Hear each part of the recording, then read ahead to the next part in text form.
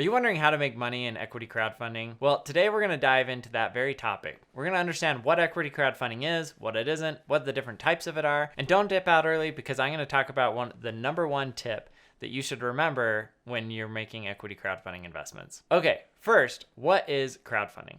So crowdfunding at its core is leveraging the masses to fund your project, your business, whatever it is you're doing. Right? You're probably familiar with sites like Kickstarter and Indiegogo that have really brought this whole idea of crowdfunding to the forefront.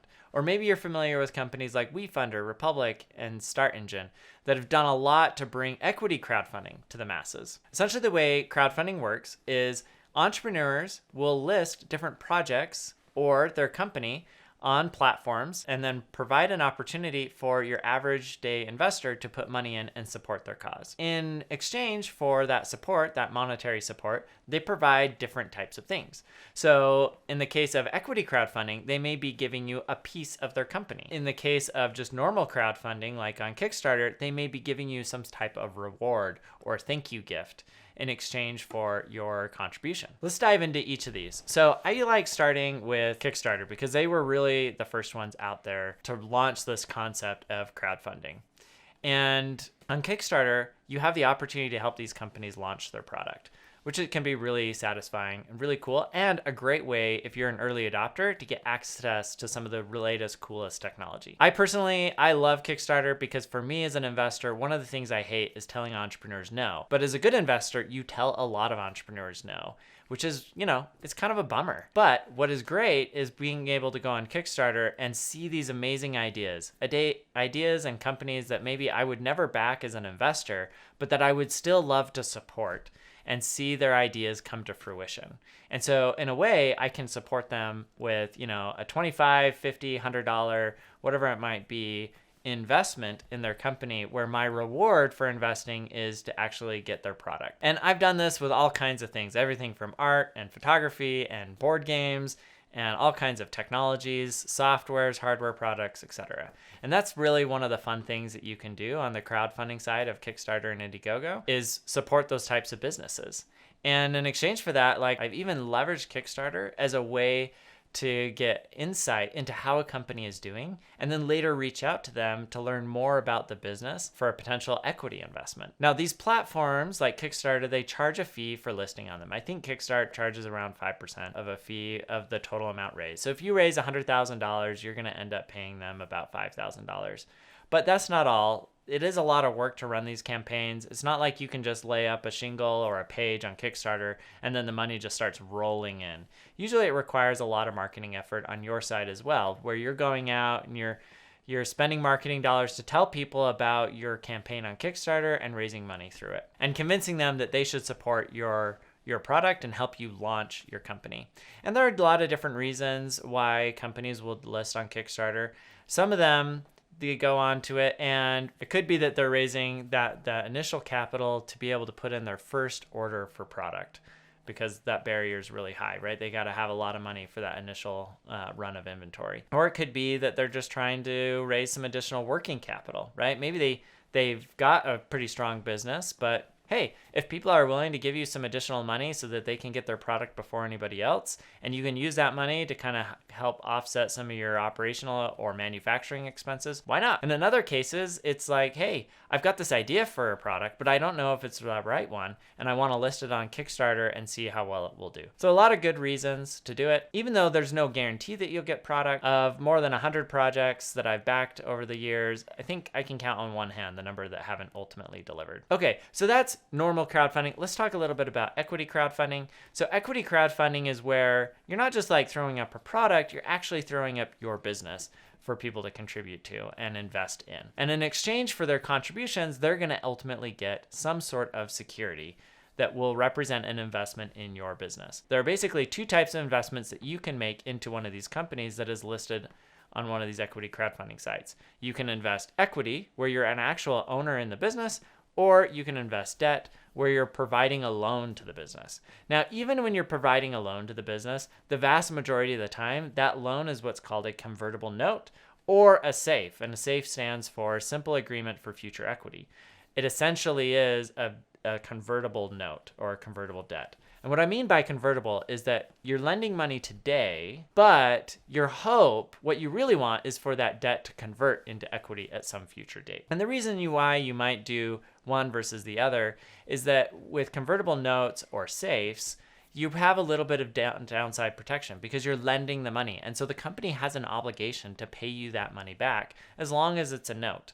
Once it converts into equity, now the company has no more obligation to pay you back because they don't owe you anything. What they did is they paid you in the form of shares in the company. And so now you are an owner in the business. Now, if the company gets acquired, right, then they have an obligation to pay you your ownership percentage of the company. And the operators of the business also have a fiduciary responsibility to their investors to make sure that they're putting forth their best efforts to help run the company and make it successful. Some of the terms that you should be aware of with a SAFE are the cap and also the discount rate. So the cap is simply the maximum valuation at which your investment will convert at. And this is important because what you don't want to do is invest in a company really early when it's really risky and you take a ton of risk on the business. And then you didn't have a cap on valuation. And so the company ends up being super successful. Lots of investors want to throw money in and the valuation goes up super high and your investment converts at that same valuation as all those other investors that came in way later at a much lower risk. And so you want to get in early and you want to have some sort of cap on the valuation at which you will invest that represents the amount of risk that you're taking on. Now, the other thing is, what happens if they raise money at a valuation that's lower than that cap? Well, you still want to be rewarded for the risk you took, and that's where the discount comes in. So oftentimes you'll see somewhere between a 10 and 30% discount to the next round. And what that means is, let's say the company raises at a $10 million valuation and you have a 20% discount, then your investment will convert at an $8 million valuation, whereas everybody else will invest at that $10 million valuation, thus giving you a little bit of a reward for coming in a little bit earlier and taking that additional risk. So that's safes. Let's talk a little bit about equity. So in a lot of cases, you can invest direct equity in the company where you are buying shares of the company, pure equity. Now, some things that you should be aware of there. There's going to be a valuation on the company, and there's also going to be a type of share. So the most common is common shares. Common shares are called common because ultimately they are the same for everybody that owns them. And they typically represent founders, employees, anybody that's kind of running the company typically receives common shares. And an investor in equity crowdfunding, most of the time companies will be selling common shares when they raise equity. There is another type of share called a preferred share. And this is the type of share that most venture capitalists will demand to invest in. And the reason for that is because it comes with a bunch of different rights and voting privileges. So for example, it may come with the right to have a board seat, or it may come with liquidation preferences that give you some downside protection. Or it might come with ROFR rights, the right to invest more money into future rounds to maintain your ownership percentage. There could be a bunch of different rights, and that's why ultimately venture capitalists will demand to invest in preferred shares.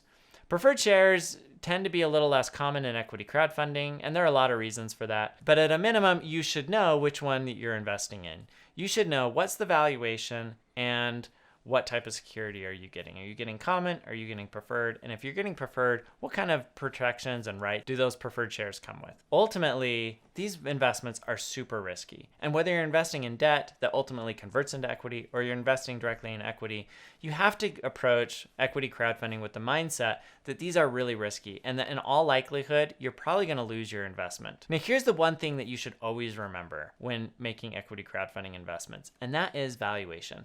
Now, oftentimes, I've seen people, they get so excited about the product and the opportunity and the future and the potential and all of those things that they forget about valuation.